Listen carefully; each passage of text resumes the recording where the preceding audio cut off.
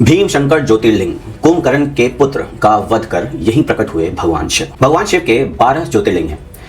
आज मैं आपको ले चलता हूं महाराष्ट्र के सह्याद्री पर्वतमाला में स्थित उस पवित्र स्थल तक जहां भगवान शिव स्वयं भीम शंकर ज्योतिर्लिंग के रूप में विराजमान है।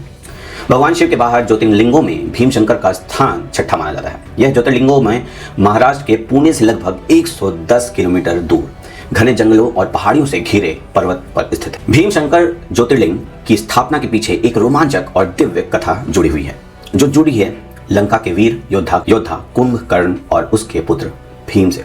कहा जाता है कि कुंभकर्ण का विवाह कर्कटी नामक की एक पर्वतवासी स्त्री से हुआ था। विवाह के बाद कुंभकर्ण लंका लौट गया, लेकिन कर्कटी यहीं पर्वत पर रहने लगी। कुछ समय बाद उसके गर्भ से भीम नाम पुत्र का जन्म लिया। जब श्री राम ने लंका युद्ध में कुंभकर्ण का वध किया तो कर्कटी ने अपने पुत्र को देवताओं से दूर रखकर बड़ा किया।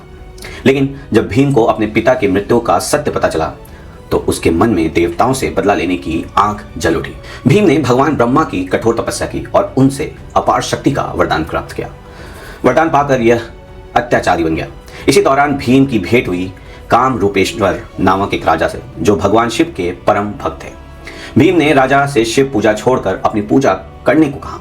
राजा के इनकार करने पर भीम ने उन्हें कारागार में बंद कर दिया, लेकिन कैद में राजा ने मिट्टी से शिवलिंग बनाकर पूजा जारी रखी।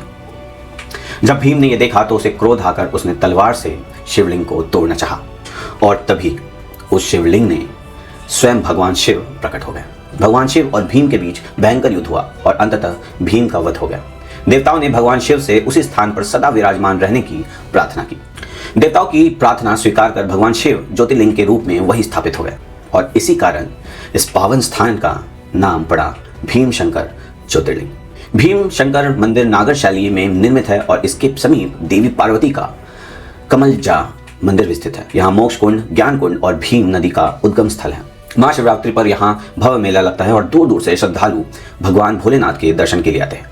तो ये थी भीम शंकर ज्योतिर्लिंग की अद्भुत, दिव्य और प्रेरणादायक कथा।